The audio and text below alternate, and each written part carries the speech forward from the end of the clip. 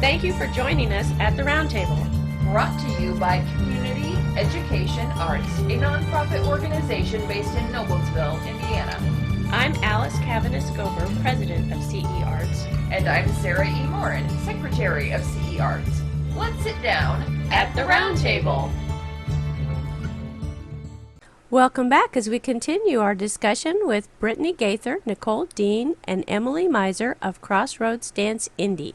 Nicole, you're up. Come to the table. Tell us about Come to the Table. Okay, so Come to the Table. It centers around a prop piece, a table. Okay. And it has two chairs, one at each end. And there's this central character, and it's about her journey going through everything's fine. Whoa, life hits her in the face. Things aren't fine. All these stories that inspire, interact with her, and then her finding her place of peace and coming and sitting at the table instead of fighting against everything, against life and against the table. So that table is like her, where she comes and she sits and she finds her peace there. And so that's like the long story short version. Okay, I like that. So this is a story of a woman who is kind of broken in a way and has to find a way Very.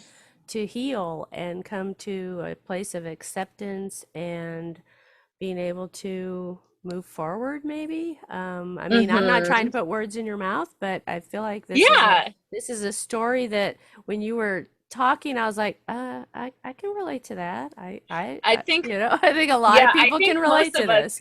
Yeah. Mm-hmm. Yeah. So, I mean, the details in everybody's lives might be different, but I imagine that almost everybody has been at a place where they're just like, oh, Yeah. this is broken me and I have to figure something else out. And how do I do that? So, Exactly.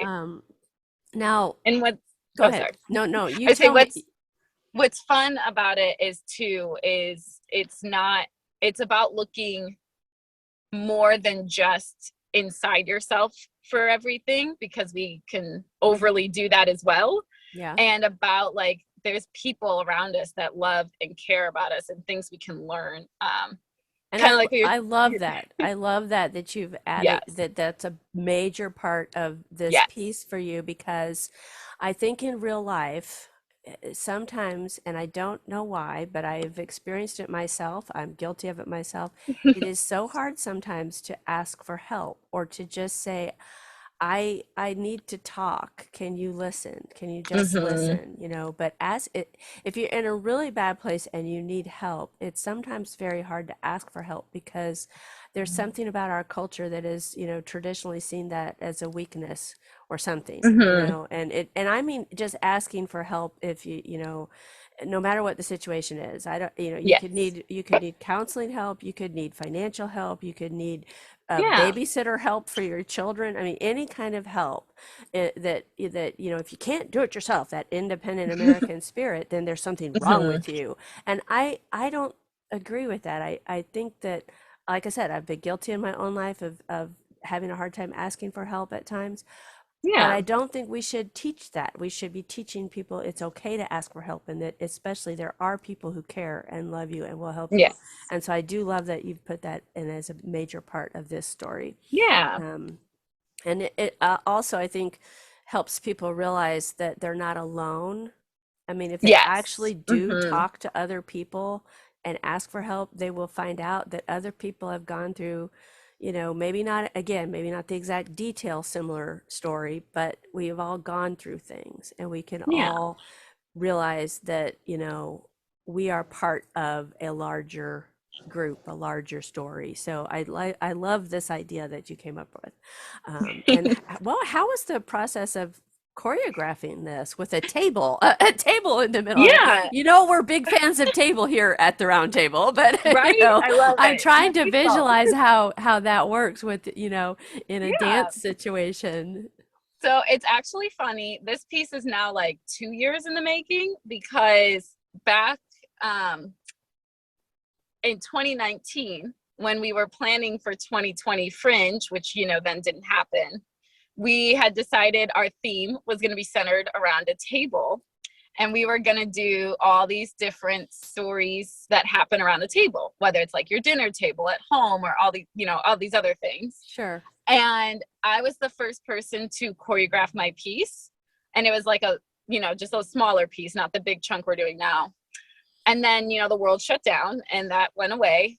But I still had this piece that I had created, the smaller piece, although you probably laugh because it's 7 minutes long, so it's not that small. For a dancer, no, probably not. Yeah, that's right, exactly. Yeah. But compared to the 38-minute production that's coming out of so it. you really expanded the story. Yeah, so it was there, it was still in my brain, and it wasn't going away, and I felt like there was a greater story still to be told. So I started expanding and started thinking about it. And we always joke all the time, my process is vastly different from these other two lovely ladies here. I call it improv choreography, where I plan very little and I show up and the spirit moves and things get created, and I love it. It's phenomenal. It stresses other people out that I know and love dearly as they nod their heads. And so it's vastly different that way. It was more like this, the piece came to me over time versus me creating the piece, if that makes sense. So you're more of an intuitive choreographer in a way. Yes, in the moment, spontaneous. Oh, 100%. If I try to plan beforehand, it never works out well. That just doesn't work for you. That's so interesting. Mm-hmm. So you guys really all three of you really do have different ways of doing this choreography and putting this production together. And one of the things that I've realized as we've talked is, we're talking about the title of the production is The Stories We Tell. Mm-hmm. And within that production are these 3 choreographed pieces that you individually have done. Created, I should say, and vastly different processes of creativity, vastly different subject matter between the 3 stories, the 3 pieces, and yet I can tell just by talking with you guys, it's going to be a cohesive production. It all comes together and fulfills that title, The Stories We Tell. So I'm going to go back to the placard, the original placard, and because not only are you doing this production in January, and do you want to share the dates and all that right now with everybody so we have that? Yeah, so the dates are the last weekend in January, so definitely mark your calendar. It is January 28th, January 29th, and January 30th. So it's a Friday, Saturday, Sunday. The Friday and Saturday shows are at 7 p.m. and the Sunday show is at 2 p.m. So all of you football fans will still have time to make the games later in the day. Okay. And the location is where? Arts for Lawrence. Arts for Lawrence. Okay. I thought so, but I wanted to make sure. No, thank you. Good. Yeah, well, it's one thing, we have to say some things out loud for the audio, for the podcast, and then on the video, the images will help. Then I don't have to remember as much when I do video, but I always have to remember, okay. And tickets are available at artsforlawrence.com, which is good to know for everybody, because I think everybody in the world should go to this. And by gosh, if it wasn't a global pandemic and my health weren't, what put me in the high risk category, I'd be there. And who knows, by January, maybe magically the vaccinated numbers in Indiana will rise to, in the upper 80s, and I could go. But right now we're still down in 40 something. So I don't know. We'll see. Join us next time as we continue our discussion with Brittany Gaither, Nicole Dean, and Emily Miser of Crossroads Dance Indy. This has been At the Round Table with Alice and Sarah E. of Community Education Arts. Our nonprofit organization is based in Noblesville, Indiana. You can find us online at CEArts.org. We'd like to thank James Weston for writing our intro music and for his technical savvy. Join us next time at the Round Table.